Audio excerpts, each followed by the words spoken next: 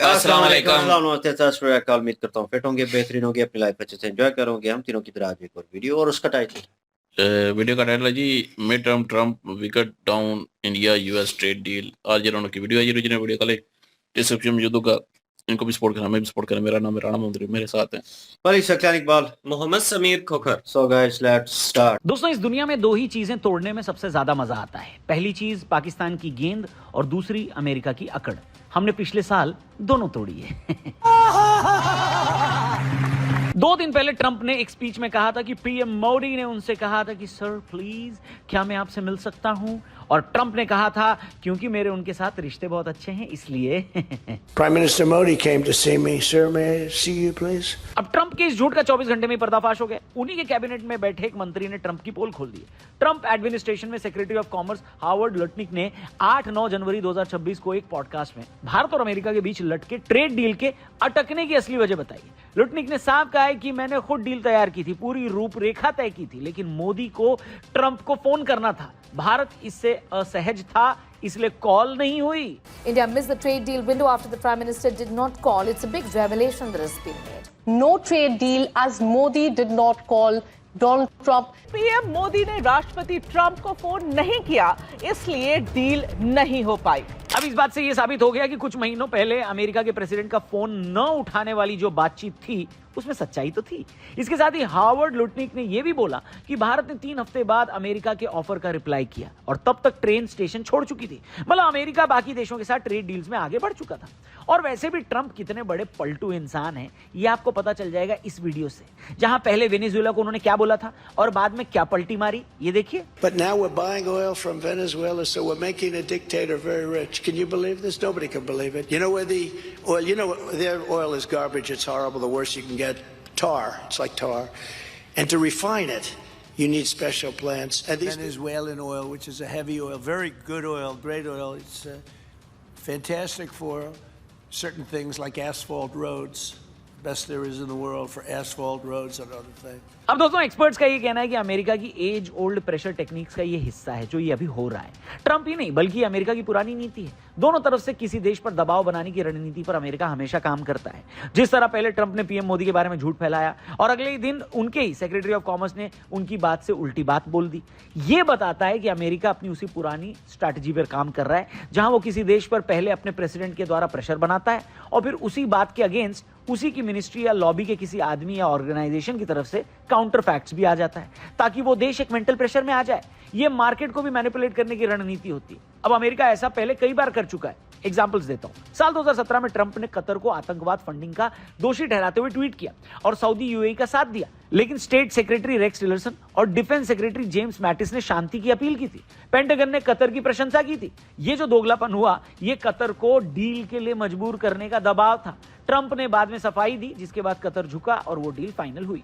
ऐसी साल 2019-20 में ट्रंप ने कहा कि हम लॉक एंड लोडेड हैं, यानी ईरान अपने यहां के प्रदर्शनकारियों को दबाता है, लेकिन स्टेट डिपार्टमेंट ने शांतिपूर्ण समाधान की बात की थी। यह दोगलापन ईरान पर न्यूक्लियर डील तोड़ने का दबाव था, जो बाद में थोड़ा सफल रहा और ईरान का न्यूक्लियर प्रोग्राम थोड़ी देर के लिए थम गया। ऐसे इसी साल ट्रंप ने वेनेजुएला के राष्ट्रपति निकोलस मादुरो पर हमला करके गिरफ्तार किया, लेकिन उसके अधिकारी जैसे स्टेट सेक्रेटरी मार्को रूबियो ने अंतर्राष्ट्रीय कानून का हवाला देकर असहजता जताई। वेनेजुएला वाइस प्रेसिडेंट ने इसके बाद ट्रंप के वेनेजुएला हम चलाएंगे ये वाले दावे का भी खंडन किया। अब ये दोगलापन भी वेनेजुएला को तेल समझौते के लिए दबाव में लाया और आज हाल ये है कि ट्रंप प्रशासन ने ये साफ किया है कि अब वही वेनेजुएला का तेल इस्तेमाल भी करेंगे। यानी पूरी दुनिया ये सवाल पूछ रही है कि ट्रंप आखिर इतना झूठ बोलते क्यों हैं। उसको भी समझ लेते हैं। इसका सबसे पहला टारगेट है उनके लोकल वोट बैंक को खुश करना, क्योंकि वही तो एक नेता की रोजी रोटी होती है। ऐसा बोलने पर वो अपने वोटर्स को समझा सकता है कि अमेरिका में जो भी प्रॉब्लम है वो बाहरी कारणों से है, भीतरी कारणों से नहीं।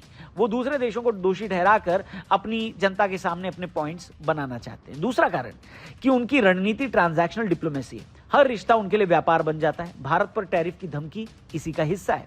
भारत के केस में ट्रंप ने सीधे पीएम मोदी के कैरेक्टर असैसिनेशन का अटेम्प्ट किया और लगातार करता जा रहा है। एक सुपर पावर होने के नाते उनको पता है कि दुनिया का कोई भी देश इसका सीधा विरोध नहीं करेगा और जब तक ये कॉन्फ्लिक्ट डायरेक्ट नहीं होता तब तक भारत भी जवाब नहीं देगा।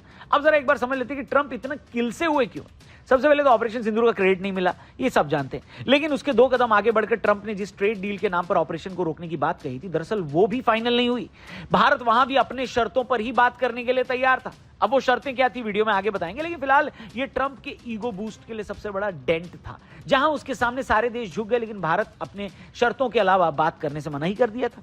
अब इस बेइज्जती से बचने के लिए ट्रंप ने फिर वही झूठ बोला जिसके लिए वो जाने जाते हैं। उनके झूठ बोलने के पीछे एक टेक्निक है। जब वो झूठ बोलते हैं तो बहुत डिटेलिंग में बोलते हैं, ताकि सामने वाले को लगे कि कुछ तो सब्सटेंस है, कुछ तो मटीरियल है।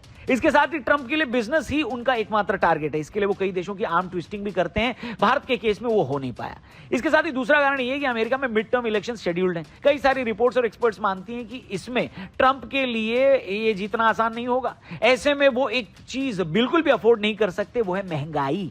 दुनिया में ऑयल मार्केट का जो हाल है और जिस तरह का रिसेशन दुनिया भर में आने का खतरा बताया जा रहा है, ऐसे में ट्रंप ये बिल्कुल नहीं चाहेंगे कि यूएस के अंदर ऑयल प्राइसेस सर्ज करें। इसके लिए ट्रंप ने कई बार झूठ बोलने की ही टेक्निक का इस्तेमाल किया है। चलिए भारत पर आते हैं। अब लुटनिक के इस झूठ पर भारत की तरफ से काफी सधा हुआ जवाब आया, जो एक जिम्मेदार देश से एक्सपेक्टेड भी होता है। एमईए ने बयान को सिरे से खारिज किया। लुटनिक ने दावा किया कि भारत अमेरिका ट्रेड डील प्रधानमंत्री मोदी के ट्रंप को फोन न करने से अटकी।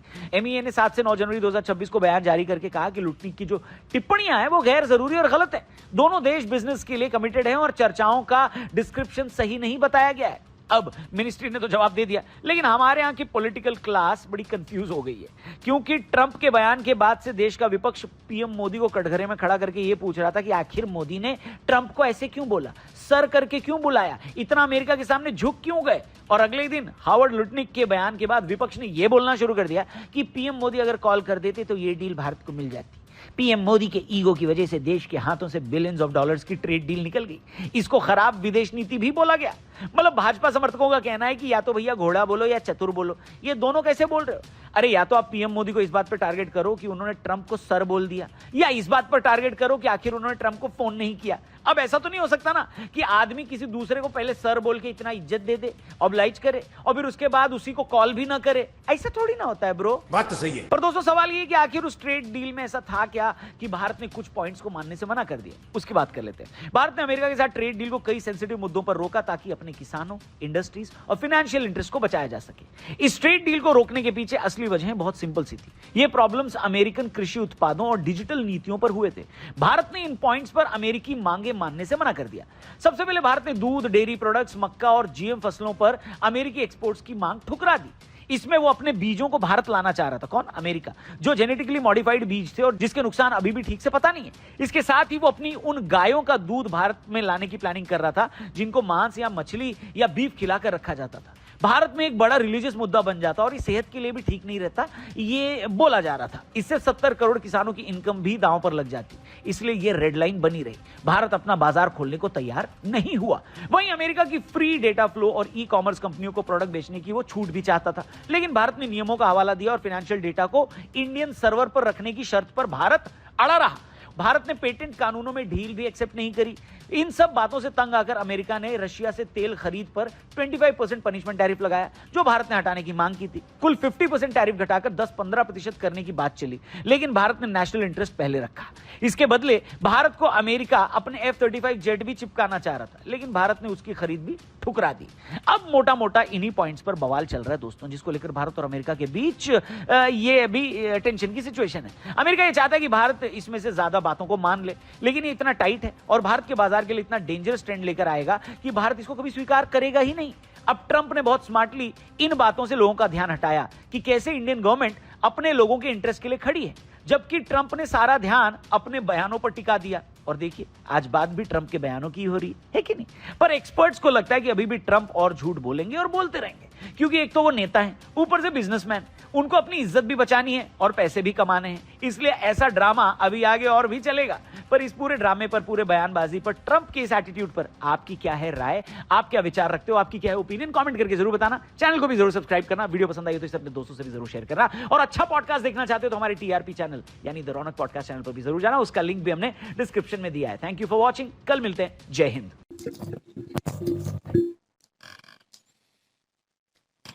सो जाएं यहाँ पे ये खबर सुन के जो अपोजिशन है वो भाई शोर करती रहेगी, वो कहीं पे भी हो भाई, अमेरिका में हो, कहीं पे भी। ये तो इंडिया की बात है, हम एशियन जो है उनमें ये एबिलिटी पाई जाती है कि भाई चीज़ों को उस वे से देखना। अब किसी के मुखालफ हैं भाई, अपोजिशन है जो भी है वो उन्होंने बात की और कहा कि भाई सर कैसे कह दिया, सर का वर्ड क्यों यूज़ किया उनके लिए और ये और वो।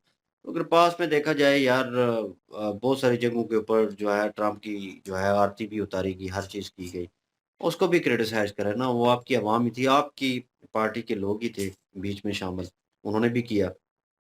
उन्होंने भी खैर मकदम किया एक किस्म का, उन्हें वेलकम किया और कहा कि चलें एक खुशआइन बात है, मुल्क के लिए अच्छा है। उस वक़्त तो आपको अच्छा लग रहा था सब कुछ और नाउ ऑन जो है आपको जो है इस वे के ऊपर हमें भी सुन के शॉक लगा था कि ट्रम्प ने ये जो है पर्सनल कन्वर्सेशन का वो जो है क्लिप के किस्म का पर्सनल कन्वर्सेशन वो ऑन एयर कर दी सब लोगों के सामने, तो ये गलत किया उसने।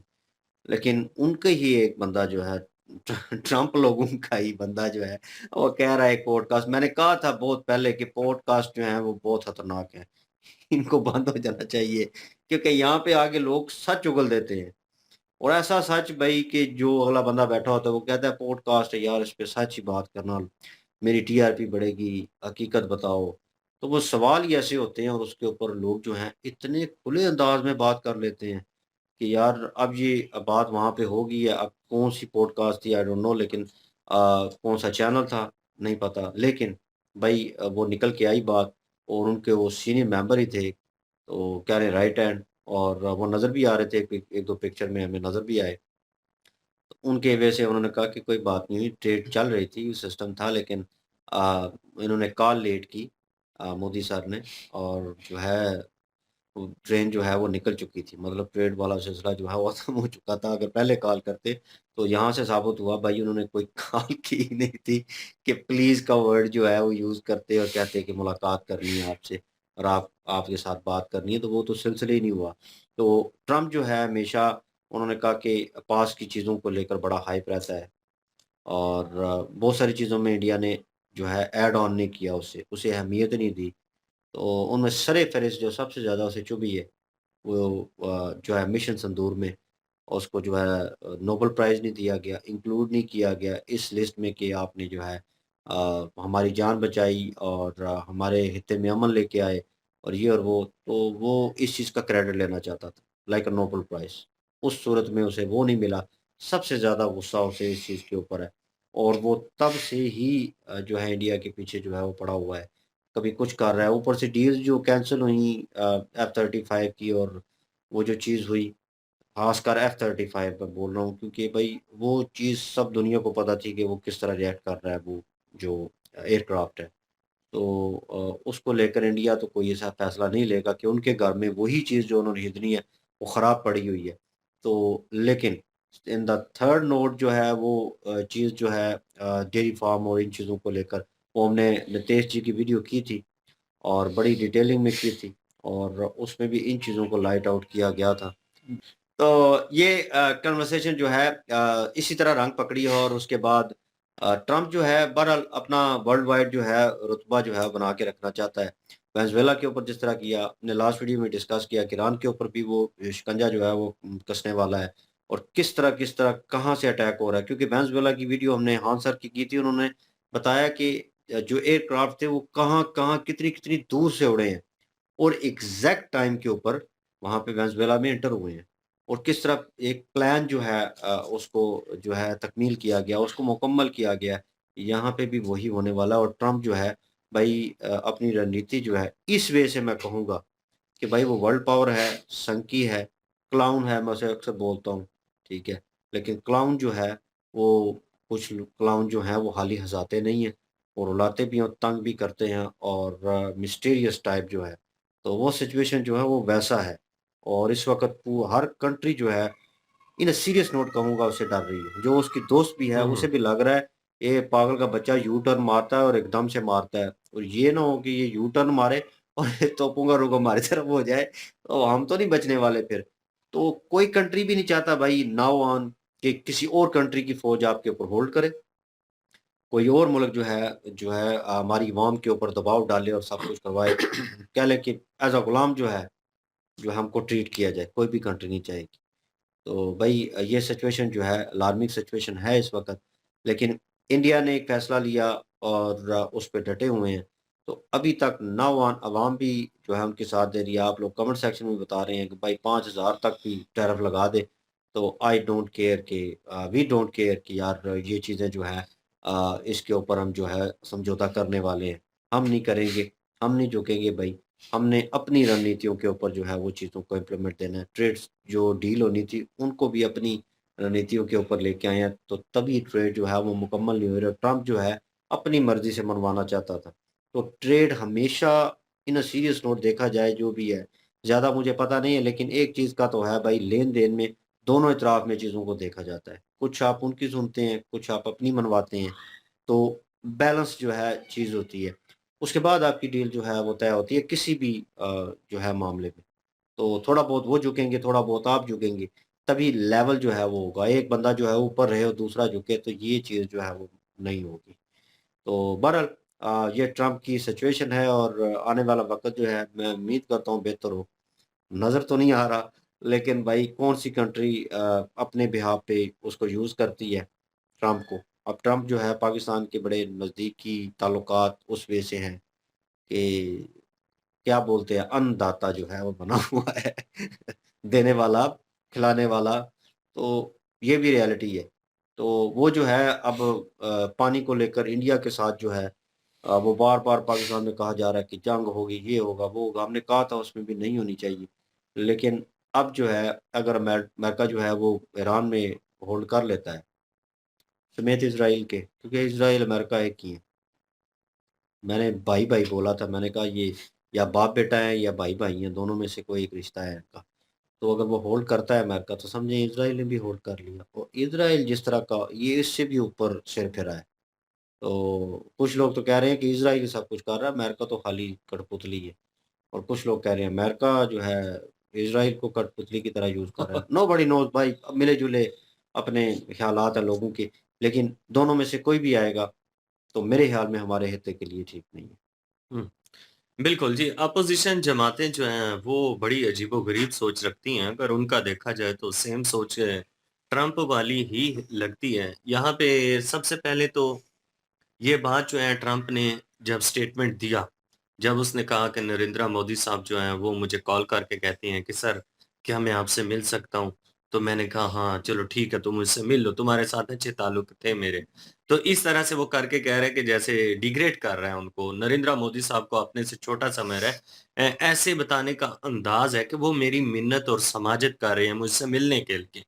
तो मैंने कहा अच्छा चलो ठीक है, मिल लेना।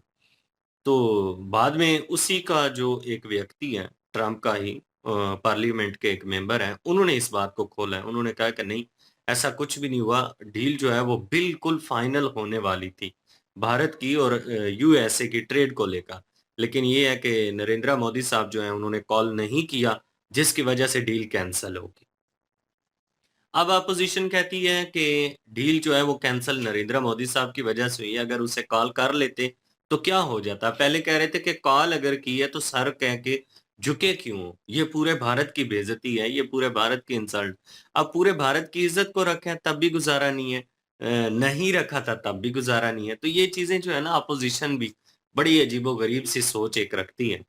ट्रम्प भी ऐसा ही कर रहा है। ट्रम्प की जो रणनीति है, वो आरजे रौनक भाई ने बताई है कि किसी भी कंट्री का रजीम चेंज करने से पहले वो हिकमत अमली जो हैं, क्या अपनाती हैं।